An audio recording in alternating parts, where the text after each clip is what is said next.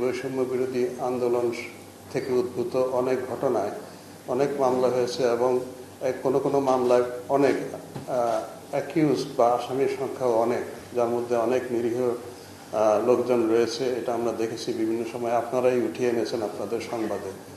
এখন আমরা দুঃখজনক হচ্ছে এগুলোকে কেন্দ্র করে অনেকে বাণিজ্য করছে সমাজের, তারাও প্রভাবশালী লোক, তারা এই যাদেরকে নিরীহ লোকদেরকে আসামি করা হয়েছে তাদেরকে নানান প্রলোভন দেখাচ্ছেন, প্রতারিত করছেন, টাকা নিচ্ছেন।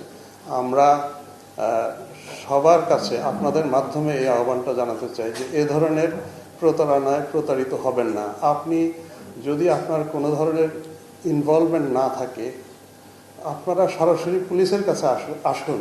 আমরা বিনা যুক্তিতে, বিনা তদন্তে পাইকারি হারে কাউকে গ্রেফতার করব না। নাম থাকলেই গ্রেফতার করে ফেলতে হবে, এটা কিন্তু আইনেও নাই। এটা আপনার যুক্তিসঙ্গত কারণ থাকতে হবে যে আপনি এই ঘটনায় জড়িত অপরাধী। আদারওয়াইজ একজন পুলিশ অফিসারের আইন অনুযায়ী কখনোই এটা গ্রেফতার করার কথা নয়। তা আপনারা যারা, আমি মনে করি আপনাদের মাধ্যমে এই আহ্বানটা জানাই, যারা নিরীহ এবং মনে করছেন যে কোনো ধরনের ইনভলভমেন্ট নাই, তাদেরকে হয়রানি করার জন্য এই মামলা দেয়, অনুগ্রহ করে আপনারা এগিয়ে আসুন।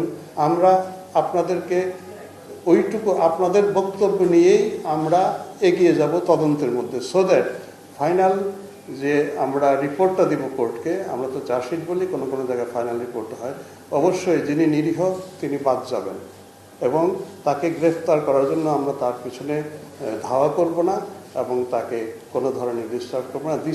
এটাই হচ্ছে আমাদের এখনকার কার্যপদ্ধতি। এখন আমরা আপনাদের সহযোগিতা চাই, এটা যেন বাস্তবায়িত হয়।